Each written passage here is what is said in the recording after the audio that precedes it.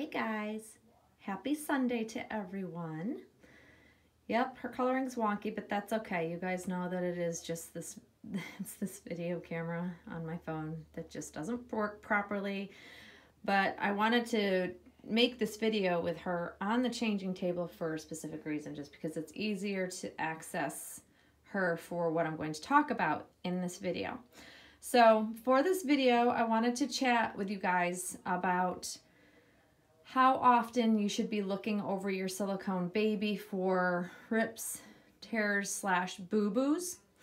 Now, I'm going to tell you what I do and what I would recommend you do. Just, you can do whatever you like to do, but I know that people ask my opinion a lot, so I figured it would be easy to do a little quick video, and also where you should be checking. Where are the trouble spots? Where are the places that tend to be the most susceptible to those rips and tears? And sometimes it's not the most obvious places. So that's why I just wanted to kind of go over how I look her over, how often I do it, and just, things to do or what to do if you do come across an issue with your doll. Now, all of us collectors do, we have varying degrees of how much we handle our dolls and how much we change them. And, the more you handle them, the more you change them, the more susceptible they are to these, little boo-boos. It is silicone after all. Let's keep that in mind, that even the most well-made doll is susceptible to having, an occasional rip or tear in certain spots. But I would suggest, highly suggest, that if you are new to silicone ownership, or even if you've been owning dolls for a while and you just haven't checked your dolls over, that you should be doing it on a regular basis. Because, a small, tiny little rip or tear can be repaired with no issues. If you do it properly, then you'd never know that there was ever an issue with the doll. And I would recommend, purchasing what's called Silicone. It's made by Smooth On, I believe. Some people use like aquarium fish tank glue, but I have not ever worked with that, and I know that that can dry. From what I've heard, that dries white, versus the Silicone is actually, it dries clear. It adheres to platinum silicone, aka also EcoFlex / platinum silicone. So I know that the Silicone tends to be the most popular amongst doll collectors, I think, because it's been tried and true, and it does work on repairs very, very well, unless it's not platinum silicone. So if it's like tin-based silicone, it's not going to adhere to it. So depending on what your doll's made of, majority of, almost all dolls nowadays are going to be made of platinum silicone, and majority of them are also purchased, a lot of artists go through Smooth On, and that's probably the most reputable place, I believe, that artists buy their silicone products from. But I'm sure there are some out there that don't. So you may want to contact the artist if you're unsure what your doll's made of. But Silicone is going to be my recommendation. I do have a tube of it. I haven't had to use it in quite some time. I do check it to make sure it's, not hardened, just in case. I actually purchased a big tube of it all the way back when I had Allie by Selena Saxton. And if you go back far enough, I think 4 to 5 years ago is when I had that doll. And that doll was made from a mixture of, I don't know what kinds of silicones. And she would rip and tear left and right. And I was repairing her literally every day. I would look her over, I'd find a new tear on her. So I got very accustomed to knowing how to use Silicone and also be able to seal the rips and tears. Hers just, she had an immense amount of them. That's a whole nother issue and topic we won't get into. But generally, even with, I don't even know what kind of silicone that was used for mixing her and making her, the Silicone still held up on her. And I've had an occasional couple of dolls over the years that have had small little rips and tears, either in the corners of their mouth, in the corner of their mouth. That's a place, if you use a lot of pacifiers, that's going to be one of the first places I would look to see if there's any issues, because it's a very obvious thing to me to spot a rip or a tear, because one, it's not going to be painted. The mouth is painted, so the minute you pull the mouth open and look at the corners of the mouth, you're going to see that it's not a natural smooth transition if there's a tear there.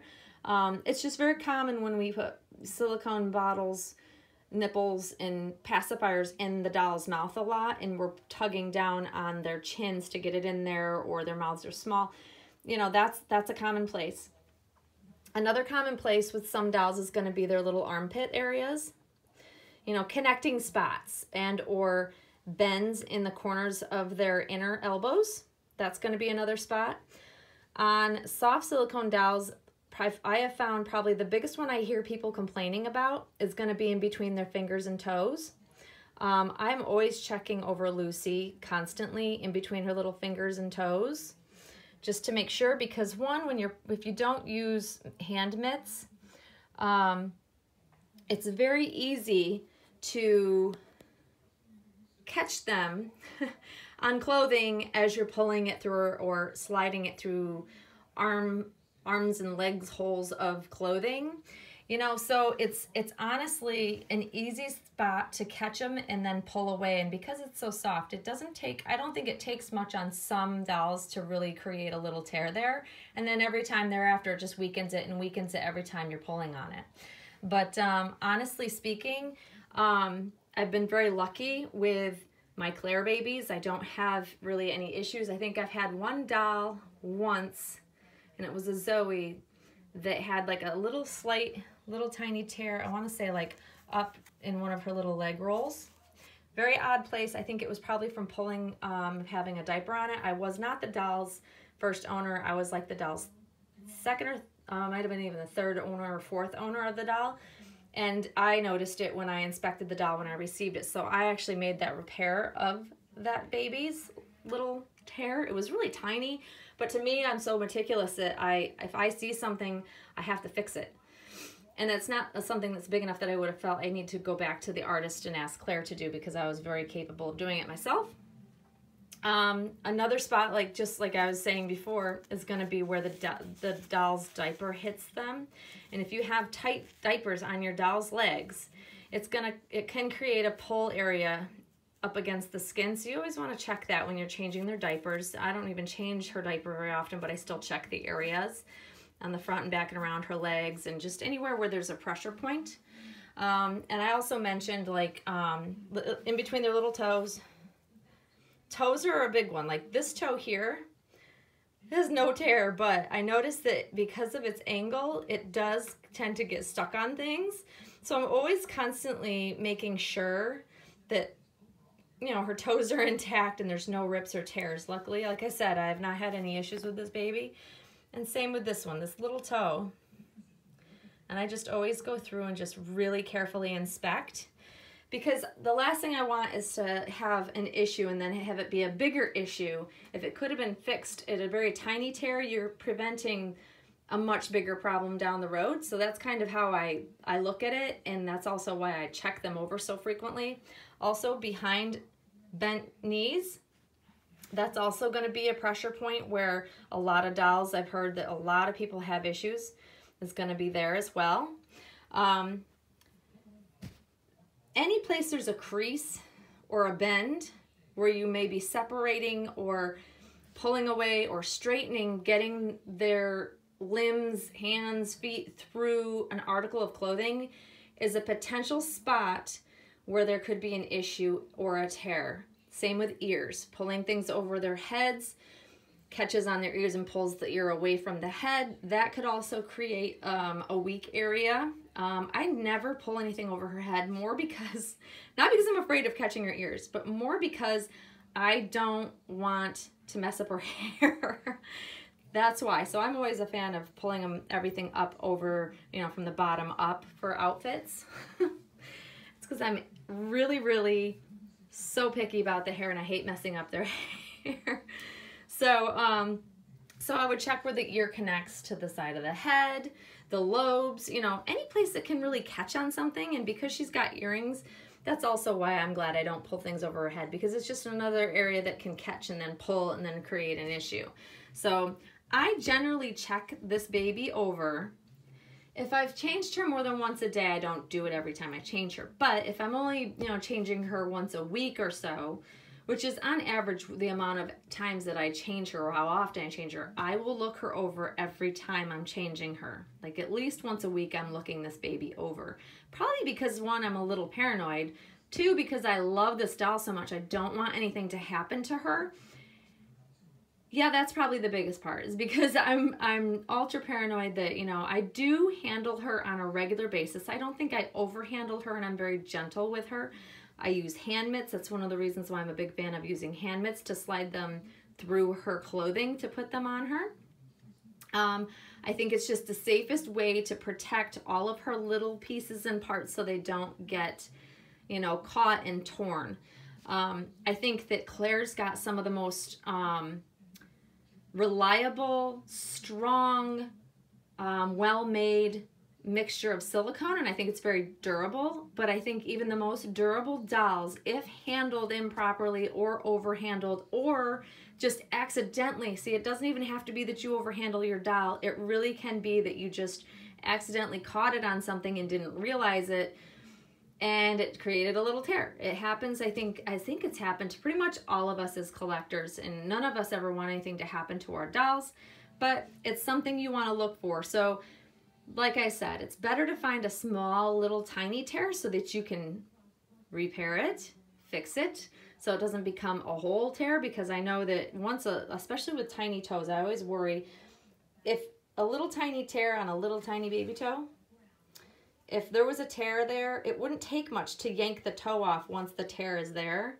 because once it starts, every time you pull on it, it's just pulling and tearing, even further and even further. So if you can repair that at at its beginning stages, you can prevent losing a toe and having to. I've heard of silicone collectors, talking about, my doll's toe fell off and how do I glue it back on, and that's just like kind of like the worst case scenario, of course, but none of us want that to happen. So it's just kind of tips and things to think about, because last night I was watching some other channels that I'm not even used to watching on a regular basis, some that I've stumbled upon, and new silicone collectors asking for advice on a doll that may have some issues and what to do with the doll. And it made me kind of think about, there's a lot of new to silicone collectors, or even collectors that just haven't really had to deal with it, and something's popped up and, oh gosh, now what do I do?